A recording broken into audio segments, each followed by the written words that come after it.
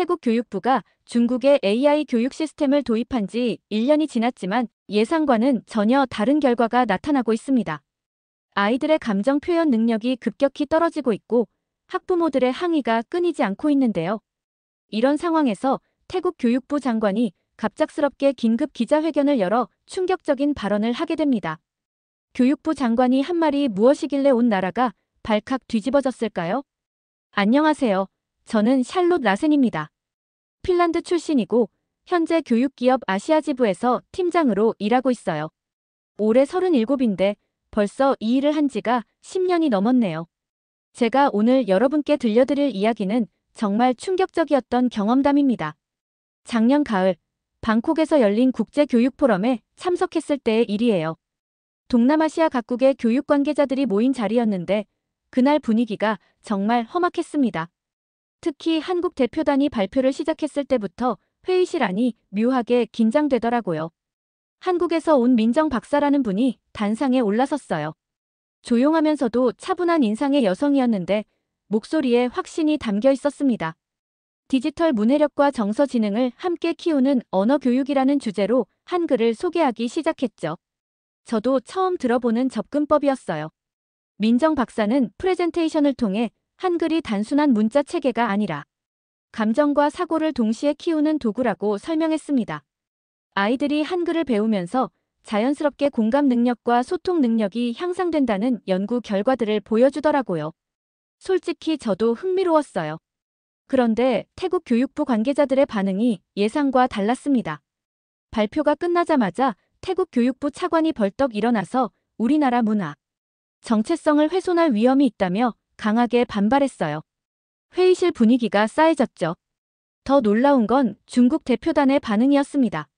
중국 측 발표자가 비꼬듯이 웃으면서 한글은 문화 제국주의의 또 다른 형태라고 말했어요. 한국 대표단을 정면으로 비판하면서 진정한 교육 혁신은 첨단 기술에서 나온다고 주장했습니다.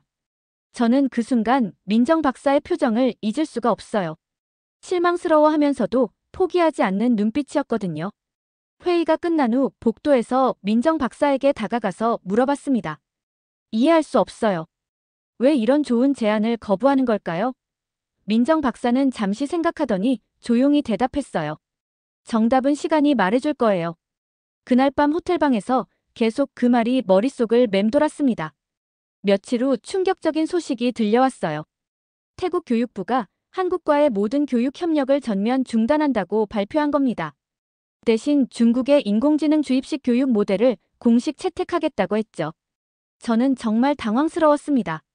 태국 교육부 장관이 기자회견에서 한 말이 지금도 생생해요. 우리는 미래지향적이고 효율적인 교육 시스템을 선택했습니다. 중국의 인공지능 기반 학습 체계야말로 태국 아이들에게 필요한 혁신이라고 했거든요.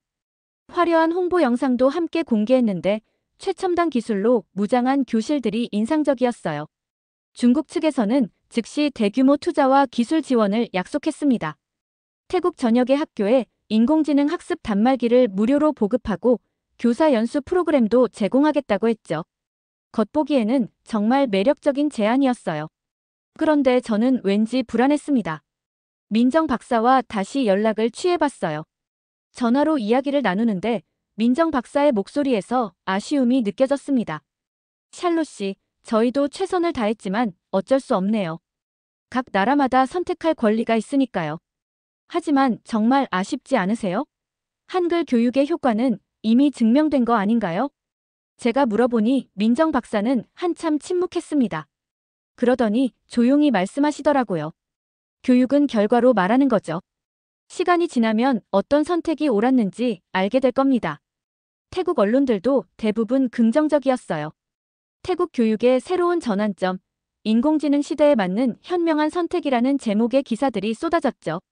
심지어 일부 학부모들도 기대감을 표했습니다. 우리 아이들이 최첨단 기술로 공부할 수 있게 됐다면서 말이에요. 중국 교육대표단은 태국 정부와의 계약 체결식에서 화려한 세레모니를 열었습니다. 거대한 스크린에 미래형 교실 모습들이 펼쳐지고 인공지능이 개별 학생의 학습 진도를 실시간으로 분석하는 장면들이 소개됐어요. 정말 인상적이었죠. 하지만 저는 계속 민정 박사의 마지막 말이 머릿속에서 떠나지 않았습니다. 시간이 지나면 알게 될 거예요. 과연 무엇을 알게 된다는 걸까요? 반년이 지난 후 저는 업무차 태국을 다시 방문하게 됐습니다. 중국식 교육 시스템이 도입된 초등학교 몇 곳을 직접 둘러볼 기회가 생겼어요. 솔직히 기대와 궁금증이 반반이었습니다. 첫 번째로 방문한 방콕의 한 초등학교는 정말 최첨단이었어요. 모든 교실에 대형 스크린과 개별 학습 단말기가 설치되어 있었고 아이들은 각자 태블릿을 들고 수업을 받고 있었습니다. 겉보기에는 정말 미래형 교실 같았죠. 하지만 뭔가 이상했어요. 교실 안이 너무 조용했습니다. 아이들이 말을 거의 하지 않는 거예요. 모두 화면만 뚫어져라 쳐다보면서 기계적으로 답을 입력하고 있었죠. 선생님도 아이들과 눈을 맞추기보다는 자신의 모니터만 보고 있었습니다. 수업 시간에 한 아이가 손을 들고 질문을 하려고 했어요. 그런데 선생님이 지금은 개별 학습 시간이니까 단말기에서 도움말을 찾아보세요라고 말하더라고요. 아이는 실망한 표정으로 다시 화면을 봤습니다. 제 마음이 아팠어요. 점심시간에 아이들의 모습을 관찰해봤는데 더 충격적이었습니다. 예전 같으면 아이들끼리 옹기종기 모여서 수다를 떨거나 놀이를 했을 텐데 대부분이 혼자 앉아서 각자의 기기만 만지작거리고 있었어요. 대화하는 아이들을 찾기가 어려웠습니다. 한 선생님과 이야기를 나눠봤는데 정말 놀라운 얘기를 들었어요. 아이들의 읽기 속도는 확실히 빨라졌어요. 문제풀이 능력도 향상됐고요. 하지만 선생님이 말을 멈추더라고요. 하지만 뭔가요? 제가 물어보니 한숨을 쉬면서 대답했습니다. 아이들이 글의 감정을 이해하지 못해요. 문장을 읽어도 그 속에 담긴 마음을 파악하지 못하는 거죠. 또 다른 선생님도 비슷한 얘기를 했어요. 작문 숙제를 내주면 모두 비슷비슷한 답을 써와요. 개성이 없고 감정 표현도 메말랐습니다. 마치 기계가 쓴 글 같아요. 이 말을 듣는 순간 등골이 서늘해졌습니다. 방과 후에 몇몇 아이들과 대화를 시도해봤는데 정말 심각했어요. 간단한 질문에도 제대로 대답하지 못하고 당황했습니다. 오늘 기분이 어때? 라고 물어봐도 좋습니다 라는 획일적인 대답만 돌아왔어요. 감정을 표현하는 방법을 잊어버린 것 같았습니다. 태국의 상황을 목격한 후 저는 비교를 위해 다른 나라들도 살펴보기로 했습니다. 특히 한국의 한글 기반문에 프로그램을 도입한 베트남, 핀란드, 폴란드의 학교들을 방문해봤어요. 결과는 정말 놀라웠습니다. 베트남 호치민의 한 초등학교부터 가봤는데요. 교실 분위기가 완전히 달랐어요. 아이들이 한글을 배우면서 동시에 베트남어 실력도 늘리고 있었습니다. 선생님이 이 한글 단어에는 어떤 감정이 담겨 있을까? 라고 물어보면 아이들이 저마다 다른 답을 내놓으며 열심히 토론했어요. 한 아이가 한글로 그리움이라는 단어를 배우고 나서 선생님, 이 글자를 보면 정말 마음이 아파요라고 말하더라고요. 그러면서 자신의 할머니 이야기를 들려줬습니다. 다른 아이들도 진지하게 들으면서 공감하는 모습이었어요. 이런 장면을 태국에서는 볼 수 없었거든요. 폴란드 바르샤바의 학교에서는 더 흥미로운 모습을 봤습니다. 아이들이 한글을 배우면서 폴란드어의 감정 표현도 풍부해지고 있었어요. 한 선생님이 설명해 주길 한글의 자음과 모음, 조합을 배우면서 아이들이 언어의 구조를 더 깊이 이해하게 됐다고 했습니다. 특히 인상적이었던 건 아이들의 발표 시간이었어요. 한 아이가 나와서 자신이 쓴 시를 읽어주는데 목소리에 감정이 살아있었습니다. 다른 아이들도 진지하게 듣고 있었고 발표가 끝나면 서로 감상을 나누며 대화했어요. 핀란드의 헬싱키에서도 비슷한 결과를 확인할 수 있었습니다. 제 고향이기도 해서 더 자세히 관찰했는데 한글을 배우는 아이들의 공감 능력이 눈에 띄게 향상됐더라고요. 협업 수업에서도 서로의 의견을 잘 듣고 배려하는 모습을 보였습니다. 한 핀란드 교사가 흥미로운 얘기를 해줬어요. 한글을 배우면서 아이들이 문장에 감정을 담는 훈련을 하게 됩니다. 그러다 보니 자연스럽게 다른 사람의 감정도 더 잘 읽게 되더라고요. 정말 놀라운 발견이었습니다. 세 나라 모두에서 공통적으로 나타나는 현상이 있었어요. 아이들의 언어 능력뿐만 아니라 사회성, 창의성, 문제 해결 능력까지 함께 발달하고 있었던 거죠. 태국에서 본 모습과는 정반대였습니다. 저는 이 모든 걸 보면서 민정 박사의 말이 떠올랐어요. 시간이 지나면 알게 될 거예요. 이제 그 의미를 조금씩 이해하기 시작했습니다. 태국으로 돌아와서 몇 개월 더 지켜보니 상황이 점점 심각해지고 있었습니다. 처음에는 조용했던 학부모들의 불만이 터져 나오기 시작한 거예요. 특히 사회관계망 서비스를 통해 퍼지는 항의 글들이 눈에 띄게 늘어났습니다. 한 어머니가 올린 글이 큰 화제가 됐어요. 우리 아이는 글을 읽을 수는 있지만 감정을 이해하지 못합니다. 책을 읽어줘도 무표정하게 듣기만 해요. 예전엔 그렇지 않았는데. 이런 내용이었는데 공감 댓글이 수천 개나 달렸습니다. 또 다른 아버지는 아이가 집에서도 말을 잘 안 해요. 학교에서 어땠는지 물어봐도 그냥 좋았어요라는 대답만 돌아와요. 더 이상 자세한 이야기를 하지 않아요라고 호소했습니다. 비슷한 경험담들이 계속 올라왔어요. 가장 충격적이었던 건 한 초등학교 교사가 올린 글이었습니다. 아이들이 동화책을 읽어도 주인공의 감정에 공감하지 못해요. 왜 이 사람이 슬퍼하는지 모르겠어요라고 말하는 아이들을 보면 마음이 아픕니다. 교육이 아니라 기계 조종에 가까워진 것 같아요. 이런 상황이 되자 교육부는 해명에 나섰습니다. 교육부 대변인이 기자회견을 열고 새로운 교육 정책은 시간이 걸리는 것이 당연하다며 아이들이 적응할 시간을 주어야 한다고 말했어요. 하지만 학부모들의 분노는 가라앉지 않았습니다. 교사들 사이에서도 내부 고발이 이어졌어요. 한 중학교 선생님은 익명으로 언론의 수업 시간에 아이들과의 소통이 거의 사라졌다고 털어놨습니다. 모든 게 화면을 통해 이루어지다 보니 아이들의 표정도 읽기 어렵고 어려워하는 아이를 개별적으로 도와주기도 힘들다고 했어요. 더 심각한 문제도 드러났습니다. 아이들의 창의적 사고력이 급격히 떨어지고 있다는 거예요. 미술 시간에 그림을 그려도 모두 비슷한 패턴이고 음악 시간에도 감정 표현이 메말라졌다고 했습니다. 저는 이 모든 상황을 지켜보면서 민정 박사에게 다시 연락했어요. 민정 박사님, 지금 태국 상황을 보고 계시죠? 지금이라도 우리가 뭔가 도울 수 있을까요? 민정 박사는 한참 생각하더니 샬롯 씨, 한번 한국에 직접 와보시겠어요? 우리 프로그램을 직접 보시면 더 이해가 될 것 같은데요 라고 제안했습니다. 저는 즉시 한국행을 결정했습니다. 서울 인천공항에 도착했을 때 민정 박사가 직접 마중 나와주셨어요. 오랜만에 만나는 민정 박사의 얼굴에서 따뜻함과 함께 깊은 우려도 느껴졌습니다. 샬롯 씨, 멀리서 오시느라 고생 많으셨어요. 내일부터 우리 프로그램 현장을 직접 보여드릴게요. 다음 날 아침, 서울의 한 초등학교를 방문했습니다. 교실에 들어서는 순간 태국에서 느꼈던 것과는 완전히 다른 분위기였어요. 아이들의 눈이 반짝반짝 살아있었고 선생님과의 자연스러운 상호작용이 인상적이었습니다. 민정 박사가 직접 수업을 진행하는 모습을 지켜봤는데 정말 감동적이었어요. 여러분, 오늘은 그리움이라는 단어를 배워볼 거예요 라고 하면서 칠판에 한글로 또박또박 적어주시더라고요. 그러면서 이 글자를 보면 어떤 기분이 드나요? 라고 물어봤습니다. 한 아이가 손을 들고 선생님, 뭔가 마음이 아파요 라고 대답했어요. 또 다른 아이는 할머니 생각이 나요 라고 했고요. 민정 박사는 고개를 끄덕이며 맞아요. 그리움은 소중한 사람이나 것이 멀리 있을 때 느끼는 마음이에요 라고 설명해 주셨습니다. 그 다음 활동이 더 놀라웠어요. 아이들에게 그리움이라는 단어를 직접 써보게 하시는 거예요. 아이들이 한 획 한 획 정성스럽게 쓰는 모습을 보니까 제 눈에 저절로 눈물이 고였습니다. 단순히 글자를 외우는 게 아니라 마음으로 느끼면서 배우고 있었거든요.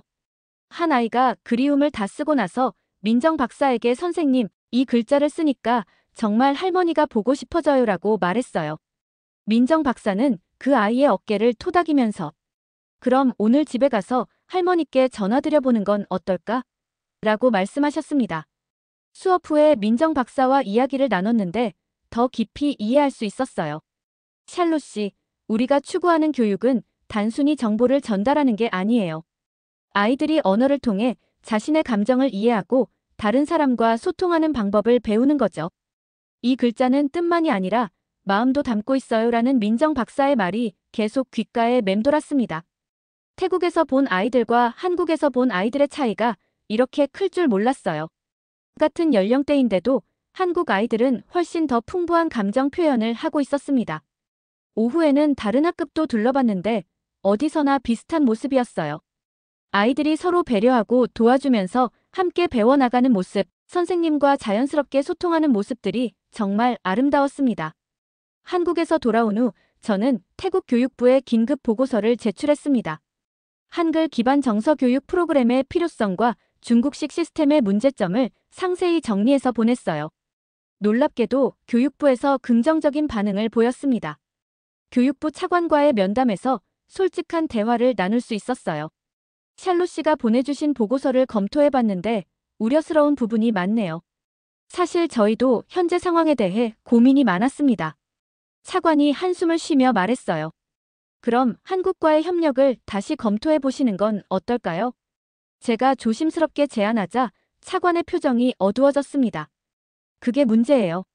중국과 맺은 계약에 독소 조항이 있어서 다른 국가의 교육 프로그램을 도입하면 모든 협약이 무효가 된다고 되어 있거든요. 정말 충격적인 얘기였어요. 중국이 태국을 완전히 묶어놓은 거죠. 차관은 계속해서 중국 측에서는 계약 위반 시 지금까지 투자한 모든 비용을 배상하라고 요구할 수도 있다고 설명했습니다. 어마어마한 금액이었어요. 그래도 포기할 수는 없었습니다. 저는 시범학교라도 운영해 볼 수 있는지 문의했어요. 전면적인 도입은 어려워도 몇 개 학교에서만이라도 테스트해 볼 수는 없을까요? 차관이 고민하더니 그것도 쉽지 않을 것 같은데요. 중국 측에서 예의주시하고 있거든요라고 답했습니다. 며칠 후 정말 예상했던 일이 벌어졌어요. 중국 교육대표단이 갑자기 태국을 방문한 거예요. 언론에는 기술 지원 점검차 방문이라고 발표했지만 실제로는 압박을 위한 방문이었습니다. 중국 대표단장이 기자회견에서 한 말이 정말 노골적이었어요. 태국과의 교육 협력은 장기적이고 독점적인 파트너십입니다. 다른 국가의 프로그램 도입을 검토한다는 것은 계약 정신에 어긋나는 일이라고 경고했거든요. 하지만 학부모들의 압력도 만만치 않았습니다. 교육부 앞에서 시위까지 벌어졌어요. 우리 아이들을 기계로 만들지 마라. 감정 없는 교육은 교육이 아니다라는 플래카드들을 들고 항의하는 모습이 뉴스에 나왔습니다. 마침내 결정적인 순간이 왔습니다. 교육부에서 긴급 회의를 소집했고 저도 참석하게 됐어요. 회의실 안에는 긴장감이 팽팽했습니다. 중국 측 인사들도 참석한 가운데 한국의 한글 프로그램 도입 여부를 논의하는 자리였거든요. 중국 대표가 강하게 반발했습니다. 한국 모델 도입은 우리와의 계약 위반입니다. 모든 협약을 무효화하겠다고 압박했어요. 하지만 저는 더 이상 물러설 수 없었습니다. 회의실에서 일어나서 단호하게 말했어요. 더 늦기 전에 우리는 마음을 가르치는 언어를 선택해야 합니다. 그날의 회의 이후 몇 주간 치열한 협상이 이어졌습니다. 중국 측의 압박도 계속됐지만 태국 내부의 여론은 점점 한국 쪽으로 기울고 있었어요. 특히 교사들과 학부모들의 지지가 결정적이었습니다. 드디어 태국 교육부가 중요한 결정을 발표했습니다. 전면적인 변화는 어렵지만 선별된 시범학교에서 한글 기반 정서 교육 프로그램을 시범 운영하기로 한 거예요. 중국과의 계약 조건 때문에 조심스럽게 접근해야 했지만 그래도 시작이라는 점에서 의미가 있었습니다. 민정 박사와 한국교육진흥원에서 적극적으로 협조해 주셨어요. 태국의 5개 시범학교에 한국 교사들을 파견하고 현지 교사들을 위한 연수 프로그램도 마련했습니다. 저도 이 프로젝트의 코디네이터 역할을 맡게 됐어요. 첫 번째 시범 수업이 시작된 날을 지금도 선명하게 기억합니다. 방콕 외곽의 한 초등학교에서 한국 선생님이 태국 아이들에게 한글을 가르치는 모습을 지켜봤는데 정말 감동적이었어요. 아이들이 처음엔 어색해했지만 점차 눈빛이 살아나는 걸 볼 수 있었습니다. 한 달이 지나자 변화가 나타나기 시작했어요. 시범 학교 아이들의 표정이 밝아졌고 수업 시간에도 적극적으로 참여하기 시작했습니다. 학부모들도 아이가 집에서 하는 이야기가 늘었다며 긍정적인 반응을 보였어요. 하지만 중국 측의 방해 공작도 계속됐습니다. 시범학교에 기술적 문제가 자주 발생했고 일부 언론에서는 검증되지 않은 프로그램이라며 비판 기사를 내보냈어요. 하지만 현장의 변화는 숨길 수 없었습니다. 반년이 지나고 시범학교들의 성과 보고서가 나왔는데 결과가 놀라웠어요. 아이들의 정서 지능은 물론 창의성과 소통 능력까지 크게 향상됐다고 나왔습니다. 특히 감정 표현 능력과 공감 능력에서 다른 학교들과 확연한 차이를 보였어요. 이런 성과가 알려지자 다른 학교에서도 도입 요청이 쏟아졌습니다. 학부모들의 압력도 거세졌고요. 태국 정부는 더 이상 미룰 수 없다고 판단했나 봅니다. 중국과의 갈등을 각오하고 한글 프로그램 확대를 결정했어요. 1년 후 방콕에서 아시아 교육 포럼이 다시 열렸습니다. 작년과는 완전히 다른 분위기였어요. 태국 교육부 장관이 직접 개회사를 하는데 놀랍게도 한국어로 시작하더라고요. 안녕하십니까? 오늘 이 자리에서 여러분께 중요한 말씀을 드리고 싶습니다. 장관은 계속해서 한국이 우리에게 준 것은 단순한 문자가 아니라 사람의 마음을 전하는 법이었습니다라고 말했어요. 회의장 안이 숙연해졌습니다. 우리는 잘못된 선택을 했었고 그 대가를 아이들이 치러야 했습니다. 하지만 이제는 다릅니다. 저는 관중석에서 이 모든 장면을 지켜보며 조용히 웃었습니다. 민정 박사도 저 멀리서 미소를 짓고 있더라고요. 정답은 시간이 말해줄 거예요라던 민정 박사의 말이 마침내 현실이 된 순간이었습니다. 그날 포럼에서 만난 태국의 한 어머니가 저에게 와서 인사를 했어요. 샬롯 씨 덕분에 우리 아이가 다시 웃게 됐어요. 이제 집에 와서 학교에서 있었던 일들을 재미있게 이야기해줍니다. 그 말을 듣는 순간 지난 1년간의 모든 고생이 보상받는 기분이었어요. 지금 태국에서는 한글을 배우는 아이들이 늘어나고 있습니다. 단순히 새로운 언어를 배우는 게 아니라 마음을 표현하고 서로 공감하는 방법을 익히고 있어요. 한 문장이 정말로 마음을 바꿀 수 있다는 걸 직접 확인한 경험이었습니다. 지금까지의 사연 어떻게 들으셨나요? 재밌게 들으셨다면 댓글로 남겨주세요. 추첨을 통해 커피 쿠폰들 보내드립니다. 다음에 더 재밌는 사연으로 돌아올게요. 감사합니다. 베를린의 한 기술 컨설팅 기업 팀장이 중국과 한국의 기술력을 비교, 분석하며 벌어진 흥미로운 이야기가 있습니다. 태국이 화려한 중국 기술에 현혹되어 한국 시스템을 완전히 교체한 후 도시 곳곳에서 심각한 오작동이 발생하기 시작했는데요. 결국 유럽 국가들은 한국의 한글 기반 기술을 선택하면서 세계 기술 판도가 바뀌게 됩니다. 한 중국인이 주도한 중국의 화려한 마케팅과 데이터 조작이 밝혀지는 가운데 유럽의 한 전문가가 던진 메시지가 큰 반향을 일으켰습니다. 한국은 말하지 않았다. 하지만 진짜는 항상 조용한 법이다. 이 말 한마디가 전하는 깊은 의미는 무엇일까요? 지금 바로 들어보시죠. 베를린의 회색빛 하늘이 사무실 창문을 통해 저를 내려다보고 있었습니다. 책상 위 모니터에는 새로운 프로젝트 제안서가 펼쳐져 있었죠. 저는 엘레나 마이어스라고 합니다. 베를린 기반 스마트시티 기술 컨설팅 기업에서 팀장으로 일하고 있습니다.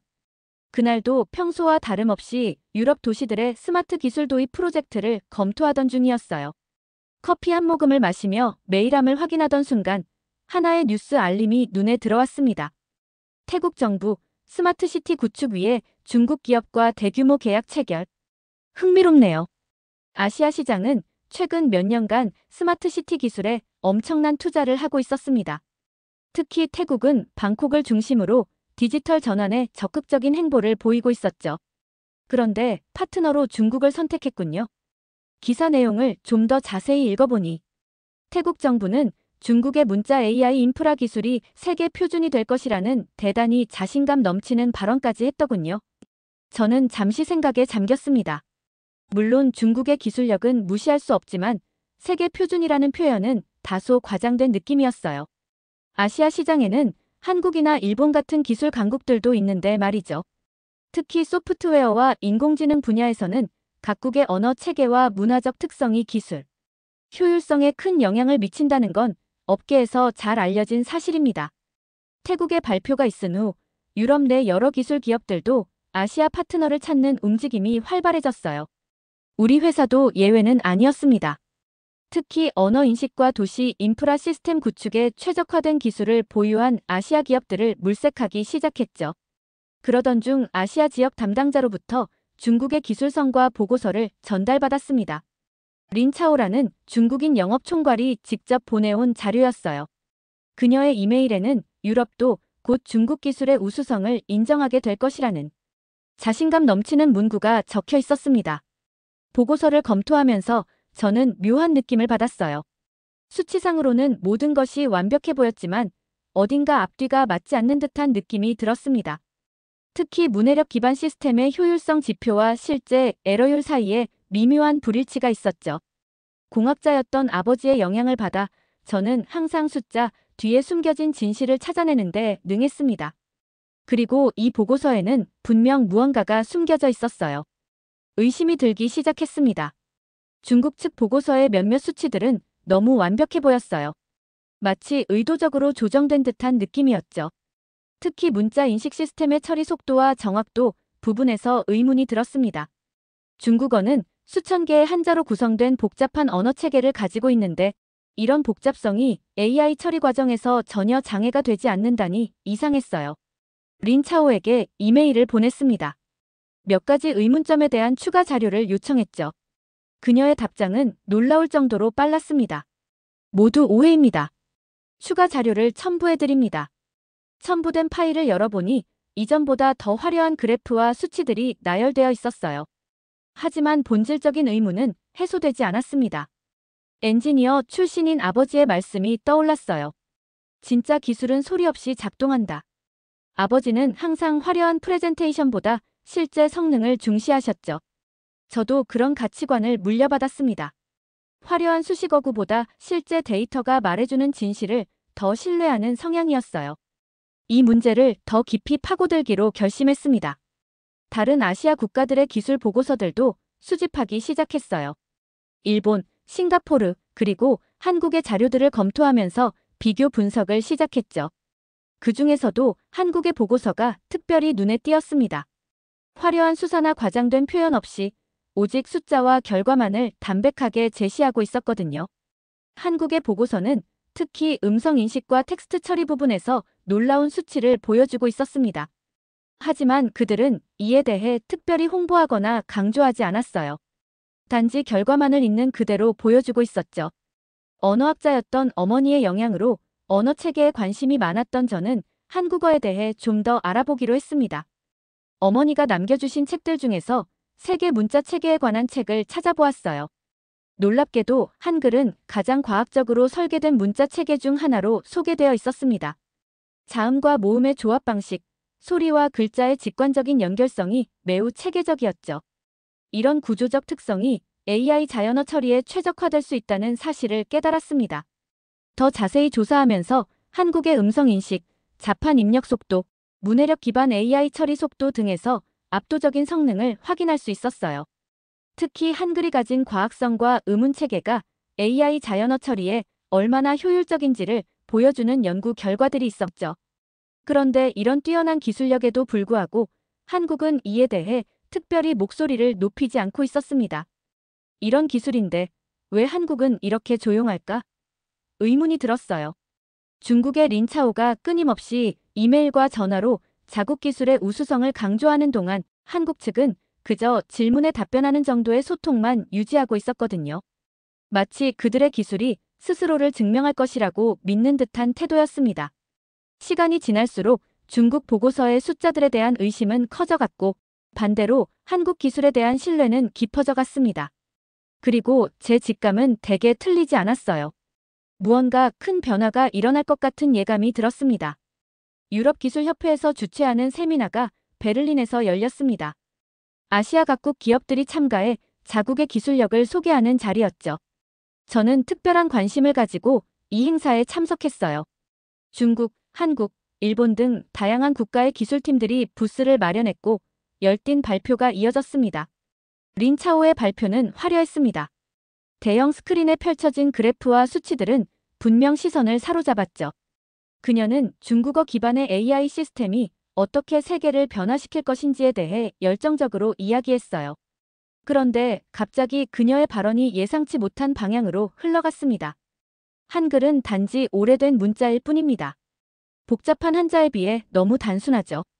높은 기술력을 요구하는 현대 AI 시스템에는 적합하지 않습니다. 장내가 순간 조용해졌습니다. 한국 부스 쪽을 바라보니 담당자들의 표정이 굳어 있었어요. 하지만 그들은 특별한 반응을 보이지 않았습니다. 오히려 차분하게 자신들의 발표를 준비하고 있었죠. 린 차오의 발표가 끝나고 한국팀의 차례가 됐습니다. 그들의 발표는 투박하지만 솔직했어요. 화려한 수사 없이 오직 데이터와 실제 구현 사례만을 보여주었죠. 특히 인상적이었던 건 한글의 구조적 특성을 활용한 자연어 처리 기술이었습니다. 자음과 모음의 조합 원리가 디지털 신호 처리와 얼마나 잘 맞아떨어지는지를 증명하는 시연이었어요. 세미나가 끝난 후 저는 조용히 한국팀의 부스를 찾았습니다. 린차오의 비하 발언에 대해 어떻게 생각하느냐고 물었죠. 담당자는 잠시 미소를 짓더니 이렇게 말했습니다. 우리는 말보다 결과로 증명하는 것을 선호합니다. 기술의 진정한 가치는 소란이 아닌 성능에서 나온다고 생각하거든요. 그 말이 제 마음에 깊이 와닿았습니다. 저 역시 항상 실질적인 결과를 중시했으니까요. 이날 이후로 정말 괜찮은 기술은 소란스럽지 않다는 확신이 생겼어요. 그리고 이 확신은 곧 현실로 증명될 예정이었습니다.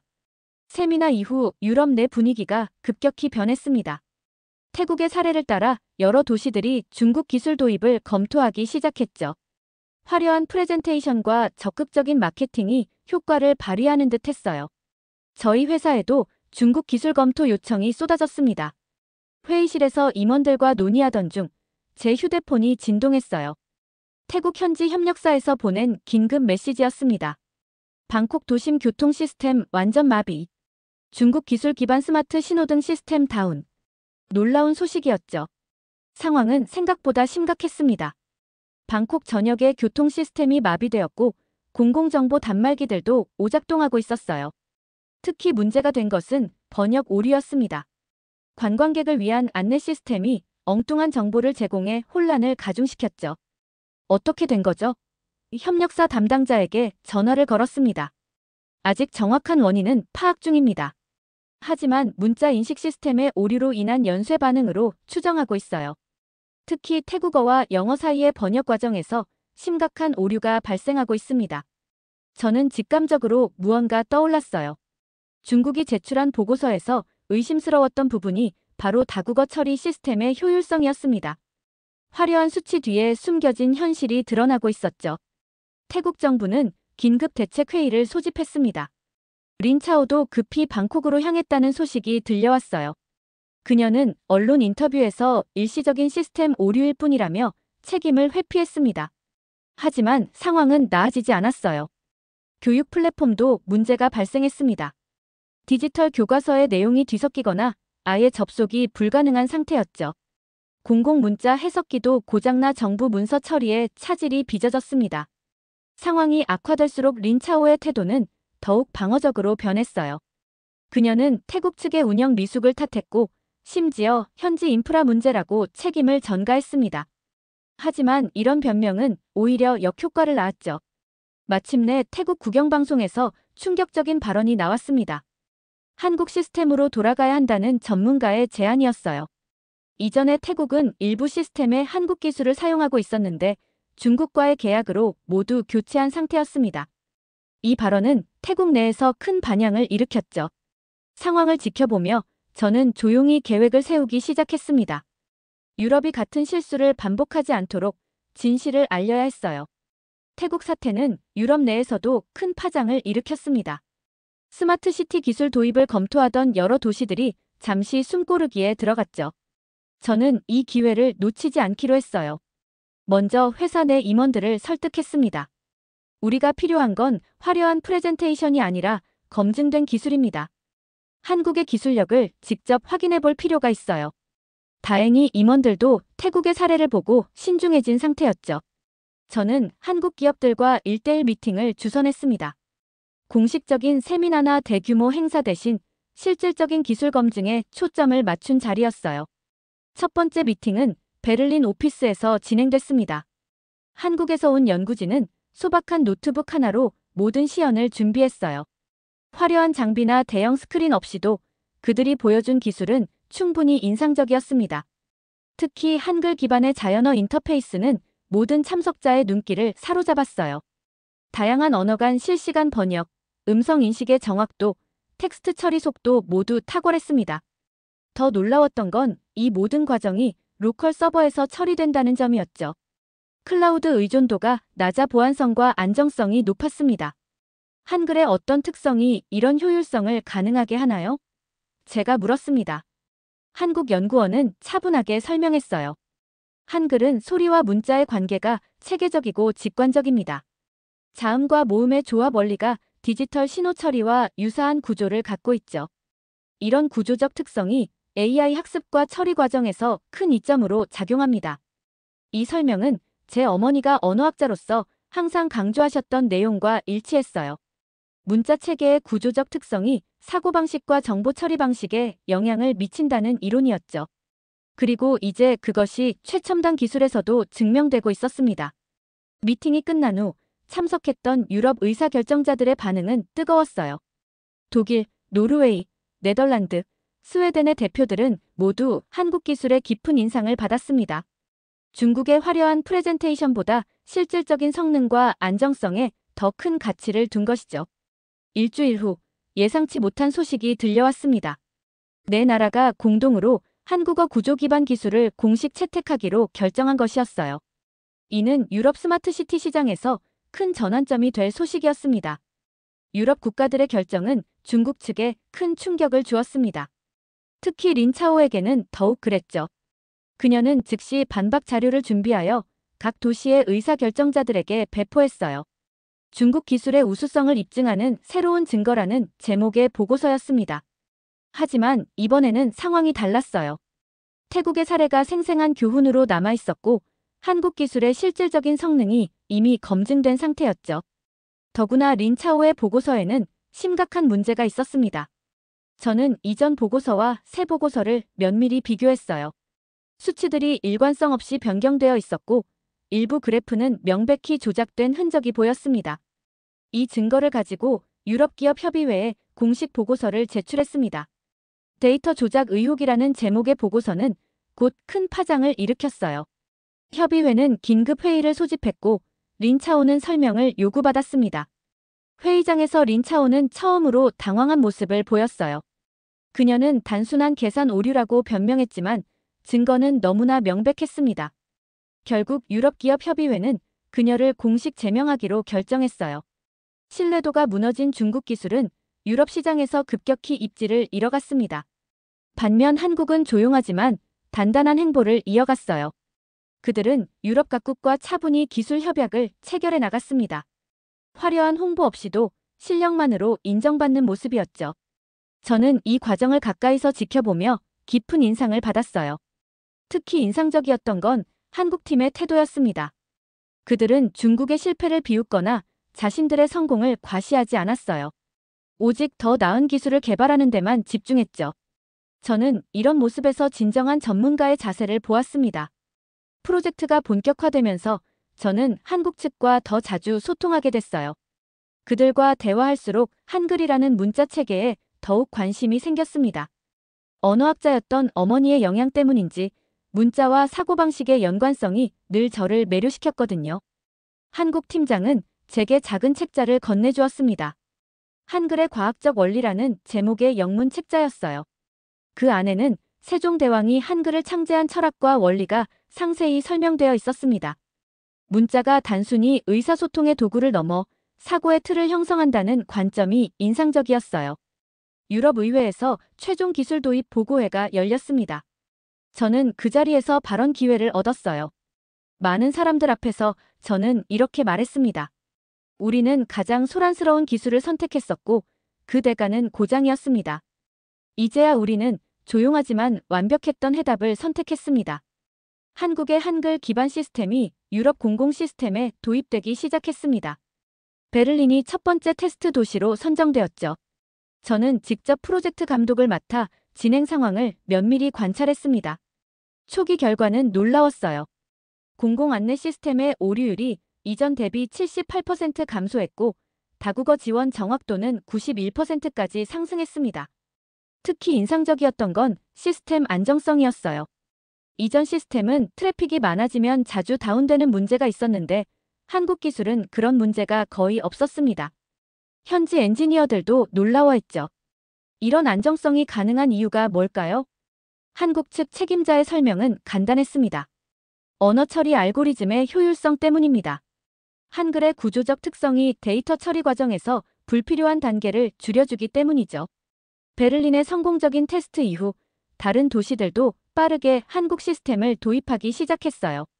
헬싱키, 암스테르담, 스톡홀름 등 주요 도시들이 차례로 프로젝트를 시작했습니다. 유럽 전역에서 조용한 혁명이 일어나고 있었죠. 중국 측은 이에 대응하여 대대적인 마케팅 캠페인을 시작했습니다. 하지만 이미 그들의 신뢰도는 무너진 상태였어요. 태국의 실패 사례와 유럽에서의 데이터 조작 의혹은 깊은 불신을 심어놓았죠. 린차오는 더 이상 유럽의 모습을 드러내지 않았습니다. 프로젝트 진행 과정에서 저는 한국을 직접 방문할 기회를 얻었어요. 서울은 제가 상상했던 것보다 훨씬 더 현대적이고 기술적으로 발전된 도시였습니다. 거리 곳곳에 스마트 기술이 자연스럽게 녹아들어 있었죠. 그러면서도 전통과 현대가 조화롭게 공존하고 있었어요. 가장 인상적이었던 곳은 국립한글박물관이었습니다. 세종대왕이 한글을 창제한 과정과 철학을 자세히 볼 수 있었죠. 특히 한글 창제의 목적이 백성들이 쉽게 배우고 사용할 수 있는 문자를 만들기 위함이었다는 점이 마음에 와닿았어요. 기술의 본질은 결국 사용자를 위한 것이라는 철학이 그 시대부터 이어져 온 것이었습니다. 서울의 연구소를 방문했을 때 그들의 작업 환경도 인상적이었어요. 화려하지 않지만 효율적으로 설계된 공간, 소음 없이 집중하는 연구원들의 모습이 린차오가 이끌던 중국 팀과는 대조적이었습니다. 그곳에서 저는 다시 한번 진짜 기술은 소리 없이 작동한다는 아버지의 말씀을 떠올렸어요. 한국 방문을 마치고 베를린으로 돌아온 저는 유럽기술협회에서 특별 강연을 요청받았습니다. 주제는 스마트시티 기술의 미래였어요. 강연을 준비하며 저는 이번 경험을 통해 배운 교훈을 정리했습니다. 베를린 중심부에 위치한 컨퍼런스 홀은 유럽 각국에서 온 기술 전문가들로 가득 찼습니다. 저는 단상에 올라 이번 프로젝트의 경험을 나누기 시작했어요. 화려한 슬라이드 없이 오직 사실과 교훈에 집중했습니다. 기술의 본질은 무엇일까요? 화려한 숫자와 그래프, 멋진 프레젠테이션일까요? 아니면 실제 사용자에게 제공하는 가치일까요? 질문으로 강연을 시작했습니다. 저는 태국의 사례부터 유럽의 성공적인 전환까지 이번 프로젝트의 전 과정을 솔직하게 공유했어요. 특히 데이터의 중요성과 표면적 성과가 아닌 실질적 효용성을 중시해야 한다는 점을 강조했습니다. 중국의 접근법은 화려했지만 내실이 부족했습니다. 반면 한국은 말보다 행동으로 증명했죠. 한글이라는 과학적 문자 체계가 현대 기술과 만나 어떤 시너지를 만들어내는지 우리는 목격했습니다. 청중 속에서 고개를 끄덕이는 모습들이 보였어요. 그들 역시 이 프로젝트의 변화를 지켜봐 왔기 때문이죠. 특히 중국 기술에서 한국 기술로 전환한 도시들의 담당자들은 더욱 공감하는 듯 했습니다. 강연 말미에 저는 서울 방문 중 찍은 한 장의 사진을 보여줬어요. 국립한글박물관에 전시된 훈민정음 해례본의 사진이었습니다. 600년 전 세종대왕이 한글을 창제하며 남긴 철학이 오늘날 최첨단 기술의 기반이 되었다는 사실이 경이로웠죠. 한국은 말하지 않았습니다. 하지만 진짜는 항상 조용한 법입니다. 기술의 본질은 소란스러운 선전이 아닌 조용하지만 확실한 가치 전달에 있습니다. 저는 이 문장으로 강연을 마무리했어요. 강연이 끝난 후 많은 사람들이 저에게 다가와 질문을 던졌습니다. 한 노르웨이 공무원이 물었어요. 한국의 성공은 문화적 특성 때문일까요? 아니면 기술적 우수성 때문일까요? 저는 잠시 생각하다가 답했습니다. 둘 다라고 생각합니다. 그들의 문화에는 겸손함과 완벽주의가 공존해요. 화려한 홍보보다 실질적인 결과를 중시하는 태도죠. 그리고 한글이라는 독특한 문자 체계는 디지털 시대에 엄청난 강점으로 작용하고 있습니다. 이 프로젝트는 제 경력의 전환점이 되었어요. 얼마 후 저는 유럽 아시아 기술 협력 태스크포스 책임자로 임명되었습니다. 특히 한국과의 기술 교류를 활성화하는 역할을 맡게 됐죠. 린차오와의 경쟁에서 시작된 이 여정은 이제 새로운 협력의 길로 이어졌습니다. 가끔 태국 사태가 발생했던 날을 떠올려 봅니다. 만약 그때 의심을 품지 않았다면, 만약 보고서의 숫자들을 그대로 믿었다면 유럽도 같은 실수를 반복했을지 모릅니다. 작은 의문에서 시작된 탐구가 어떤 변화를 가져왔는지 생각하면 감회가 새롭습니다. 엔지니어였던 아버지와 언어학자였던 어머니가 살아계셨다면 얼마나 자랑스러워 하셨을까요? 저는 그들에게서 물려받은 통찰력으로 진실을 발견했고 그 진실은 결국 세상을 조금이나마 바꾸었으니까요. 이제 저는 베를린 사무실 책상에 작은 한글 액자를 두고 있습니다. 거짓은 소란스럽고 진실은 조용했다라는 문구가 한글과 독일어로 쓰여 있어요. 매일 아침 이 문구를 보며 진정한 가치는 과장된 말이 아닌 조용한 실천에서 온다는 것을 되새깁니다. 지금까지의 사연 어떻게 들으셨나요? 재밌게 들으셨다면 댓글로 남겨주세요. 추첨을 통해 커피 쿠폰을 보내드립니다. 다음에 더 재밌는 사연으로 돌아올게요. 감사합니다. 정말 믿을 수 없는 일이 일어났습니다. 최근 세계 방산 시장이 발칵 뒤집혔다고 해도 과언이 아닙니다. 나토 회원국들이 긴급 회의를 소집하고 미국과 서방 국가들이 예상치 못한 위기 대응에 나섰다는 소식이 들려왔죠. 충격적인 건 이 사태를 해결하는 데 핵심적인 역할을 한 나라가 바로 한국이라는 점입니다. 심지어 한 유명 국방 전문가는 놀라운 발언을 했다고 합니다. 대체 무슨 일이 있었던 걸까요? 바로 들어보시죠. 그 전에 구독과 좋아요 한 번씩만 해주세요. 제발. 안녕하세요. 저는 데이비드 스펜서입니다. 미국 국방부 소속 전략 분석관이죠. 하버드에서 국제안보와 전략학을 전공했고 현재는 국방부에서 아시아 지역 안보 전략을 담당하고 있습니다.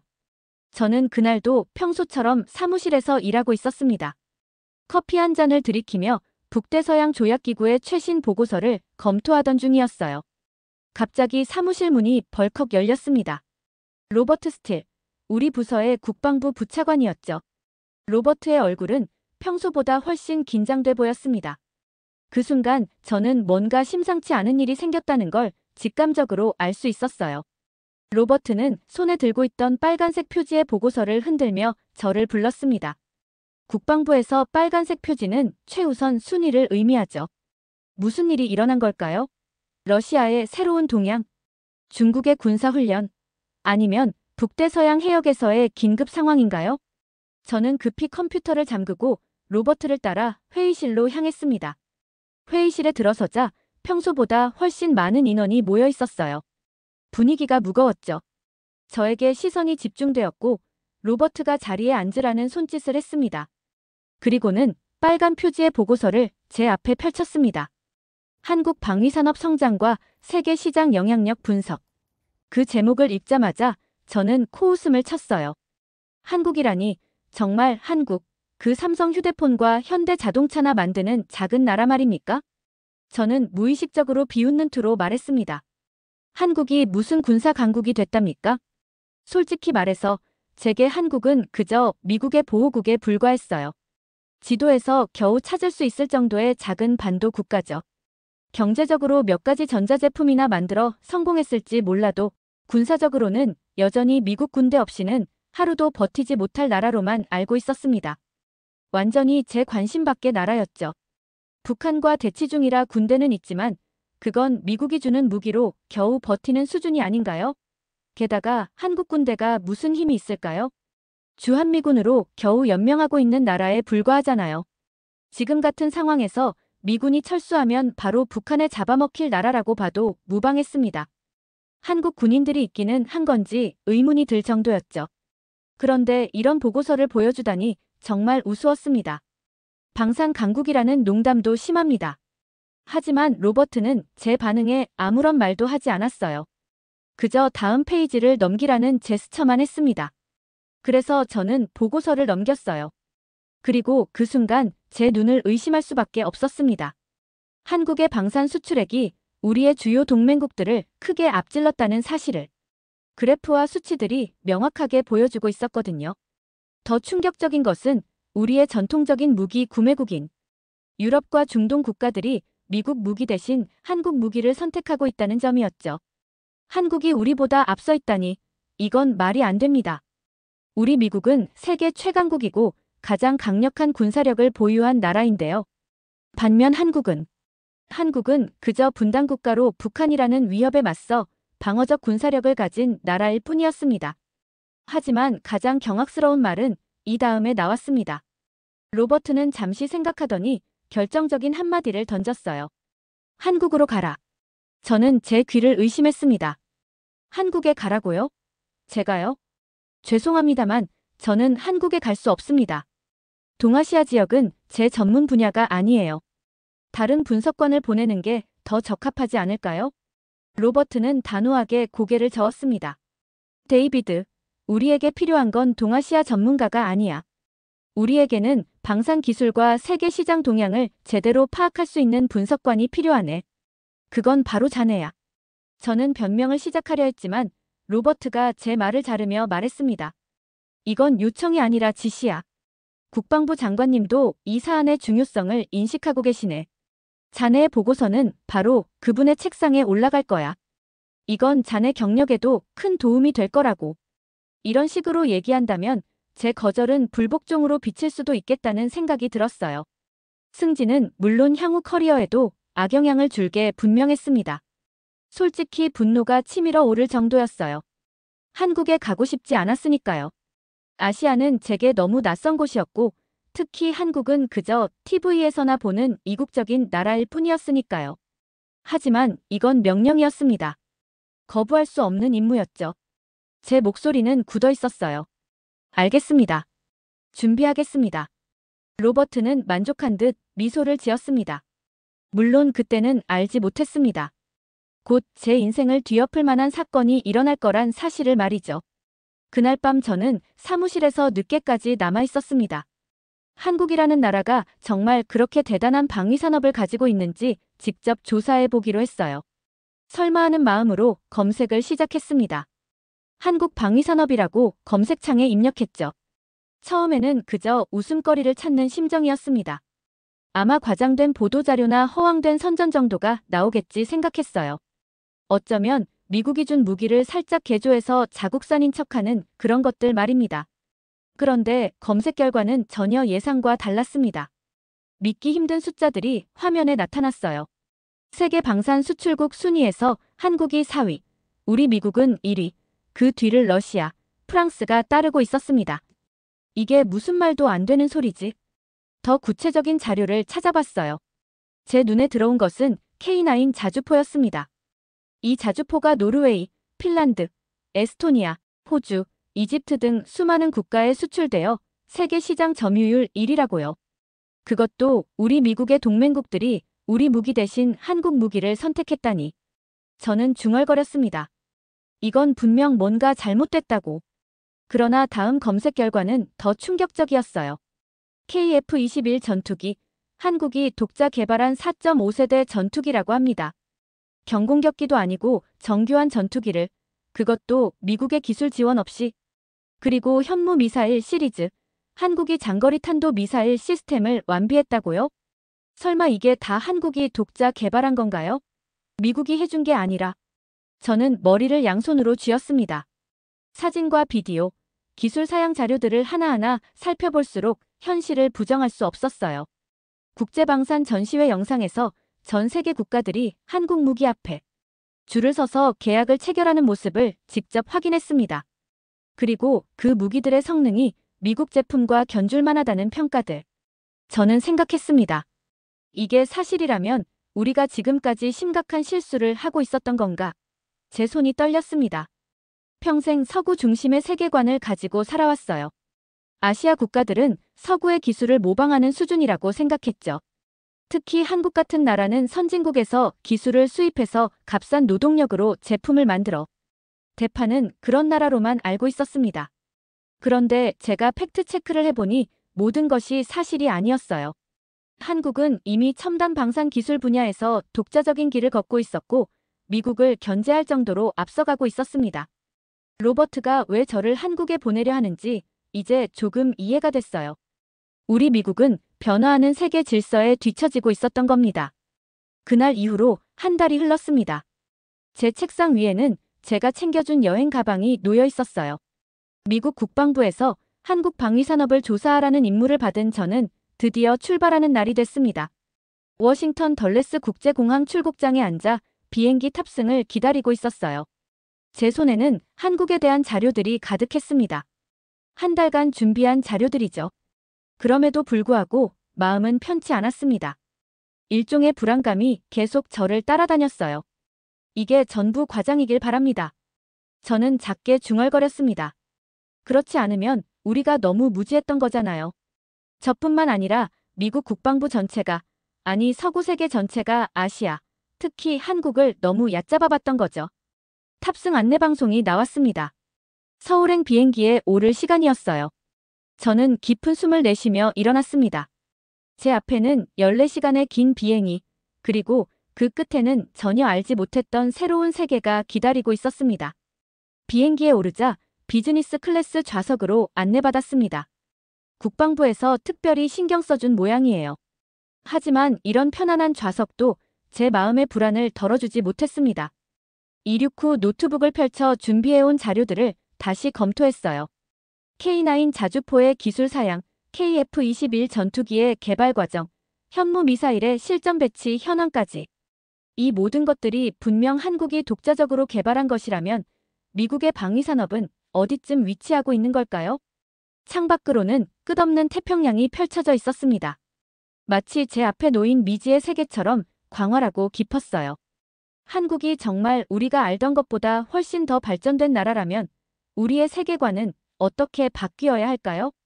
비행기 안에서 한국 방위산업에 관한 다큐멘터리를 보기 시작했습니다.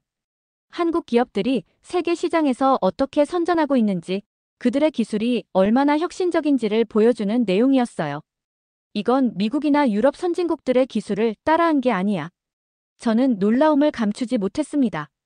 화면 속에는 한국의 독자적인 군사기술 발전 과정이 상세히 나와 있었어요. 제가 알고 있던 세계 질서와는 너무나 다른 모습이었습니다. 인천국제공항에 착륙한 비행기에서 내리며 저는 창문을 통해 보이는 공항, 터미널의 웅장한 모습에 잠시 넋을 잃었습니다.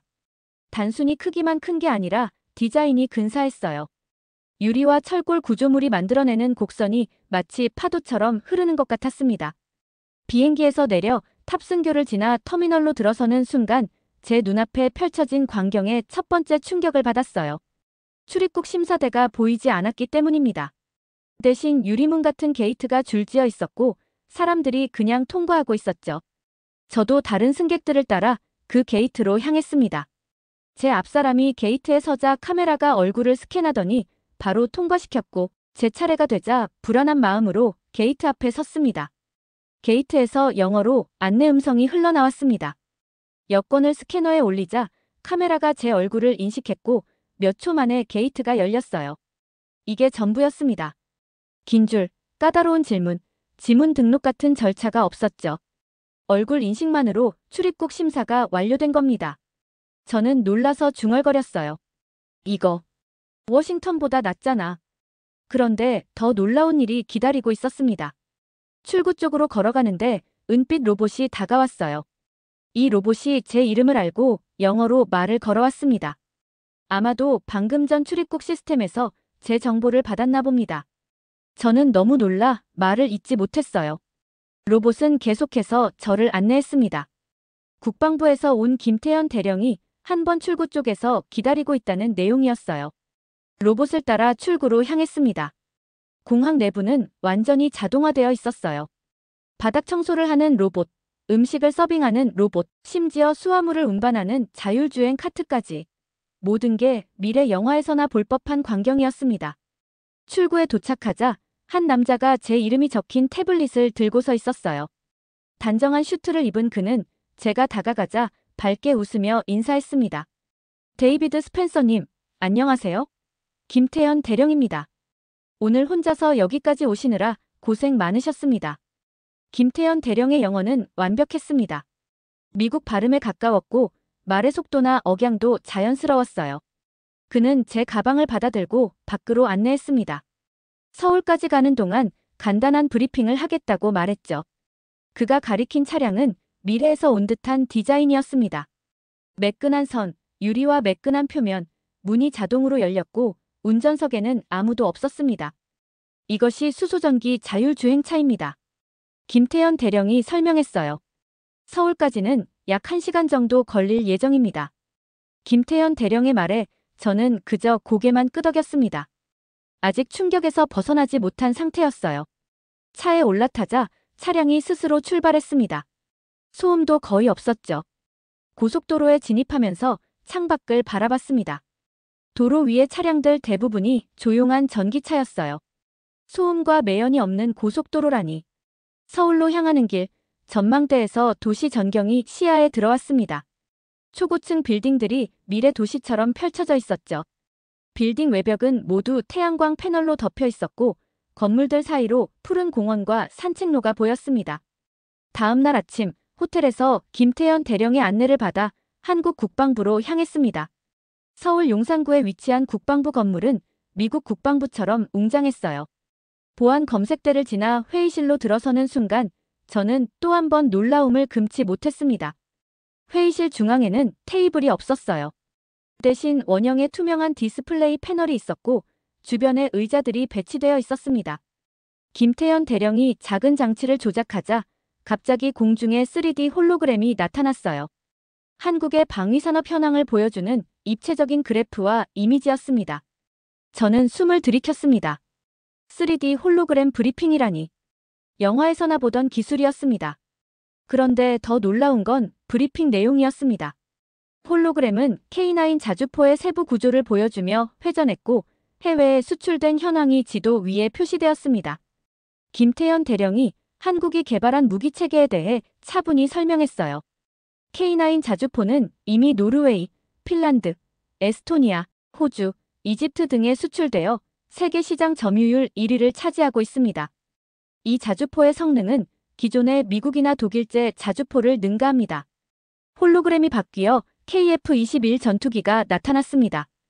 이것은 한국이 독자 개발한 4.5세대 전투기로 첨단 스텔스 기능과 인공지능 전투 시스템을 갖추고 있습니다.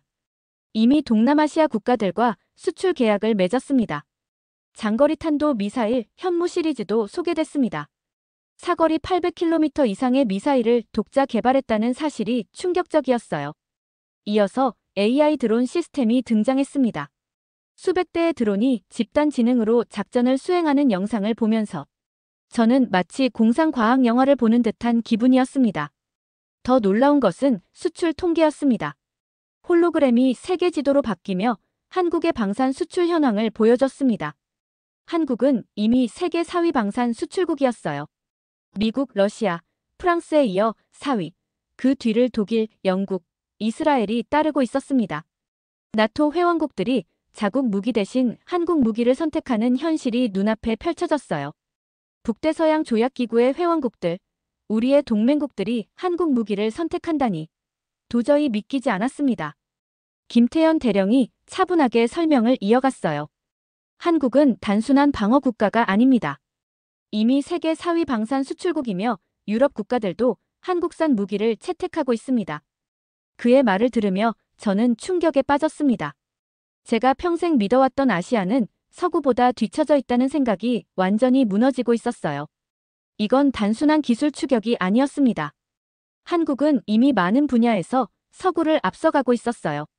국방부 회의실을 나오면서 제 세계관이 크게 흔들리고 있었습니다. 서구 중심적 사고가 무너지고 새로운 현실이 눈앞에 펼쳐지고 있었어요. 김태현 대령이 저를 별도의 화상 회의실로 안내했습니다. 스펜서 씨, 지금부터 미국 국방부 동아시아 전략 담당 마이클 스콥과 화상 회의가 있을 예정입니다. 미국 국방부에서도 참여하십니다. 화상 회의실에 들어서자 대형 스크린에는 이미 2개의 창이 열려 있었어요. 하나는 제가 잘 아는 미국 국방부의 회의실이었습니다. 로버트도 보였죠. 다른 하나는 미국 국방부의 또 다른 회의실이었습니다.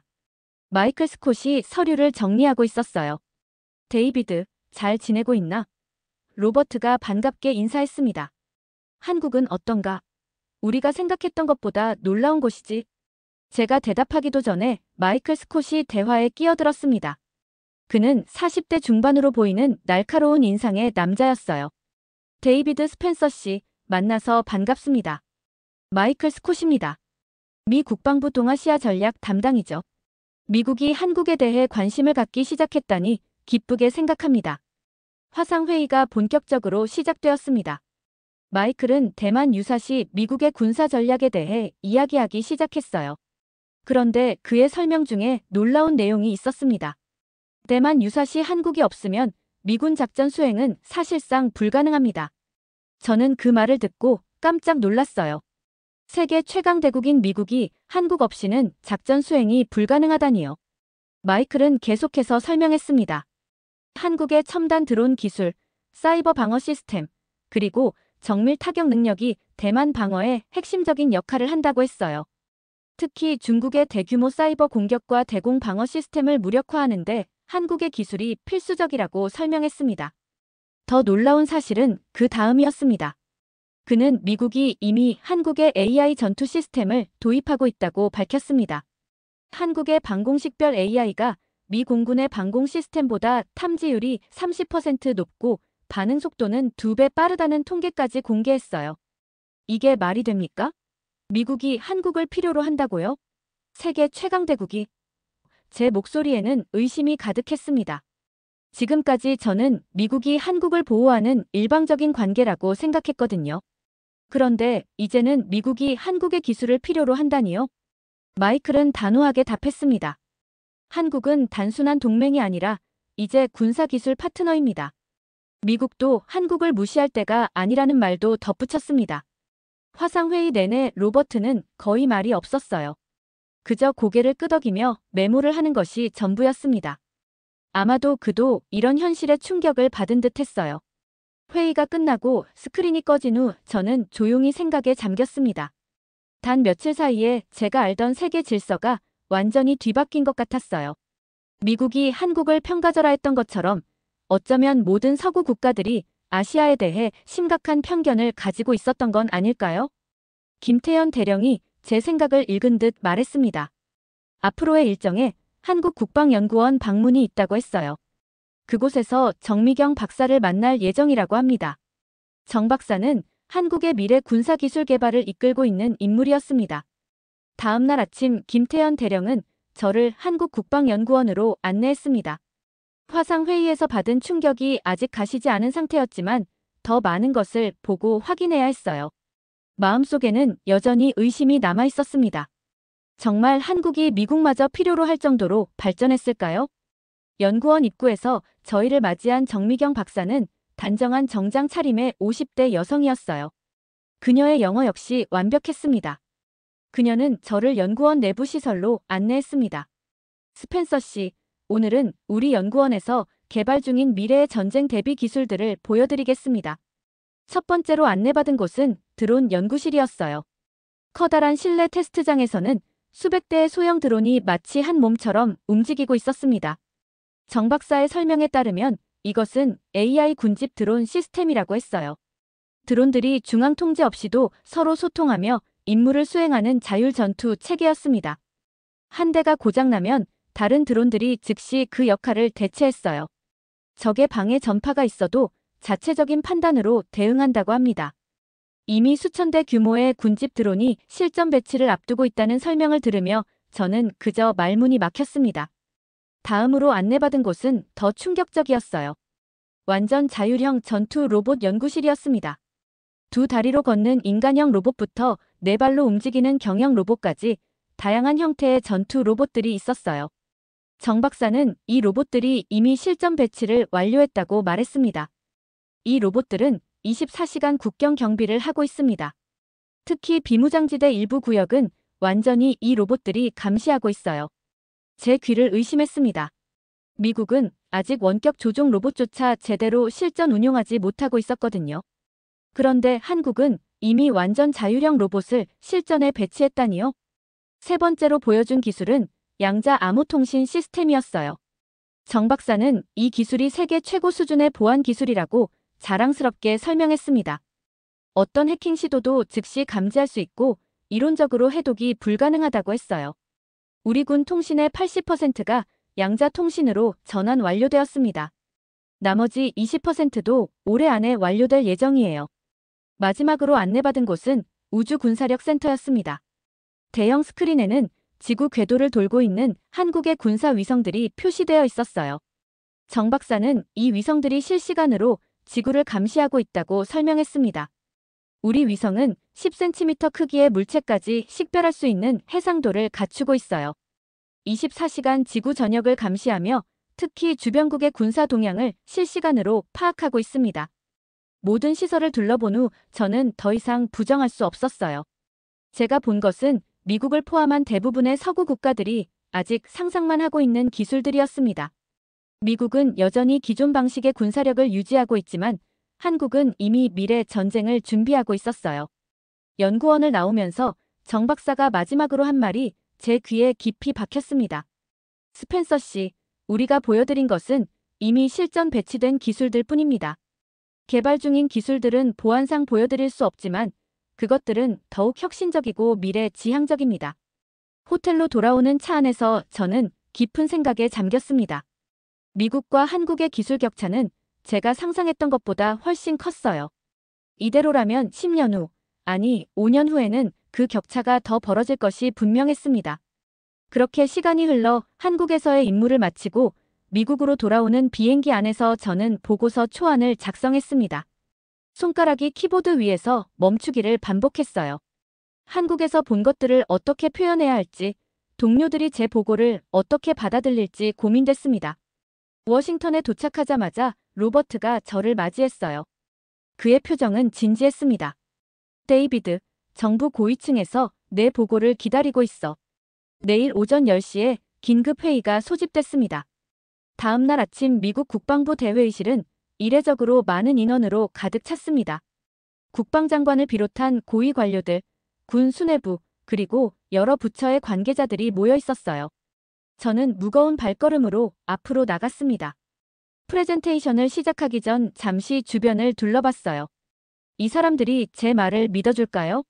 한국에서 직접 보고 느끼지 않은 사람들에게 이 충격적인 현실을 어떻게 전달할 수 있을까요? 한국은 우리의 상상을 뛰어넘는 수준으로 발전해 있었습니다. 제 첫마디에 회의실이 조용해졌어요. 저는 계속해서 한국에서 본 모든 것들을 상세히 설명했습니다. 3D 홀로그램 브리핑부터 시작해 AI 군집 드론, 자율형 전투 로봇, 양자 암호통신 시스템, 우주 군사력까지. 또한 미국조차 한국의 군사기술에 의존하고 있다는 충격적인 사실도 전했습니다. 그들의 군사력은 이미 우리를 위협하고 있으며 우리는 한국과 협력하지 않으면 군사강국으로서의 지위를 잃을 수 있습니다. 이 말을 끝으로 제 보고를 마쳤어요. 회의실이 술렁였습니다. 여기저기서 의심의 목소리가 나왔어요. 정말 그렇게 발전했다고? 우리가 알던 한국은? 이 보고서의 내용이 과장된 것은 아닌가? 국방장관이 자리에서 일어나 손을 들어 회의실을 조용히 시켰습니다. 데이비드의 보고는 우리 정보기관의 보고와도 일치합니다. 사실 우리는 몇 년 전부터 한국의 급속한 발전을 주시해왔습니다만 그 속도와 깊이는 예상을 뛰어넘었습니다. 장관은 잠시 생각에 잠긴 듯 침묵했다가 결단을 내렸어요. 오늘 논의된 내용을 바탕으로 저는 대통령께 한국과의 전면적인 군사협력을 제안하겠습니다. 기술 교류, 공동훈련, 방산협력까지 포함하는 포괄적인 협력 체계를 구축해야 합니다. 며칠 후 미국 정부는 공식적으로 한국과의 전면적인 군사협력을 발표했어요. 뉴스에서는 이 발표가 과거 미국의 아시아 정책에 있어 역사적인 전환점이라고 평가했습니다. 그리고 발표 다음 날 저는 로버트의 사무실로 호출됐습니다. 로버트는 문을 두드리며 미소 지었습니다. 수고했네, 데이비드. 자네의 보고가 정부의 결정에 결정적인 역할을 했어. 그러더니 로버트는 제 앞에 새 프로젝트 파일을 내려놓았어요. 자네가 이 프로젝트를 책임지게 될 걸세. 한국과의 군사협력 프로그램을 총괄하는 역할이야. 앞으로 한국을 더 자주 방문하게 될 걸세. 저는 파일을 받아들며 고개를 끄덕였습니다. 로버트의 사무실을 나와 창밖을 바라봤어요. 워싱턴의 평화로운 풍경이 펼쳐져 있었습니다. 제가 한국으로 출발하기 전 저는 우리가 아시아에서 배울 것이 없다고 믿고 있었어요. 그런 오만함이 얼마나 위험한지를 이제야 깨달았습니다.